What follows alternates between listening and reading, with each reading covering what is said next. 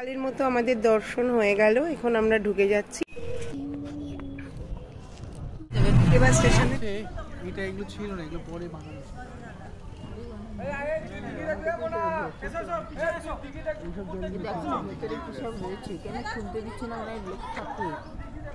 আরে হ্যাঁ, ওই জয়পুরের মতো।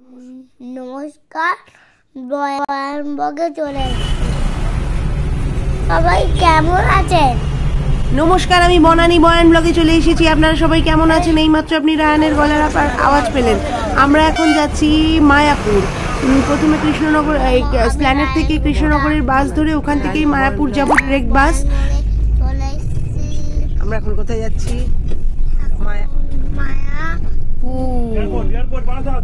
রাধে রাধে।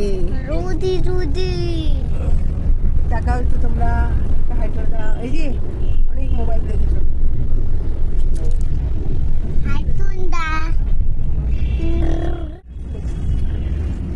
মিটি ছোড়া দেখবি আর খা। দেখুন খেলা, দুজনের এখন খেলা হচ্ছে। আমরা এখন বাসে বেশ মজা করতে করতেই যাচ্ছি, কিন্তু বাসে আমি অতটা জার্নি করতে খুব কষ্ট হয় আমার ছেলের। প্রায় অনেকটা সন্ধ্যে হয়ে যাওয়ার পর আমরা কৃষ্ণনগরে নামলাম। তো চা খাচ্ছিলাম, বেশ ভালো লাগছিল, মাথা যন্ত্রণা করছিল খুব। আর সবচেয়ে বড় কথা, অনেকক্ষণ বাসে বসে থেকেছিলাম, হাঁটু যন্ত্রণায় মরে যাচ্ছিলাম। জাস্ট চাটা খেয়ে শান্তি হলো। তারপরে মায়াপুরে নেমে ও মাই গড, জাস্ট মাইন্ড ব্লোয়িং দই ফুচকা, আমার সাথে একজন এসো, চাটমুড়ি। আর তারপরে একটু ফটো সেশন হলো, আর একটু ড্রেস দেখলাম। এখানে আমরা রাত্রিবেলা হোটেল একদম পাওয়া যাচ্ছিল না, কারণ সেদিন প্রচণ্ড ভিড় ছিল।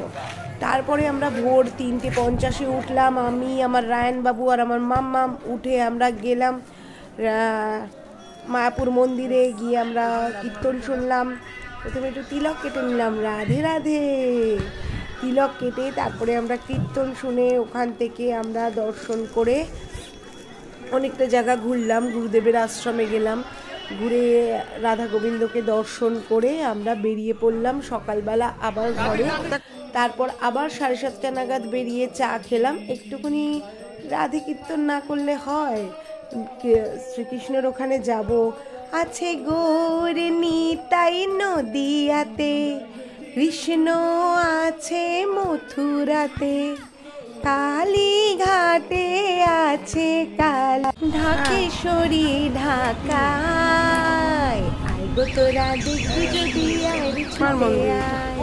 আইগো তোরা দেখবি। এখন আমরা চলে যাচ্ছি, প্রায় বাজে 3:10, 3:20 ট্রেন, 3:42 ট্রেনটা ধরবো। এবার আমরা যাচ্ছি বাড়ির উদ্দেশ্যে। এবার বাড়ি ফেরার পালা। স্টেশন যাবে, এবার স্টেশনের দিকে চলে যাচ্ছি। আমরা বসেছি আমরা কৃষ্ণনগর স্টেশনে। এবার আমরা বাড়ির পথে চালের পাপড় হবে, চালের পাপড় হবে।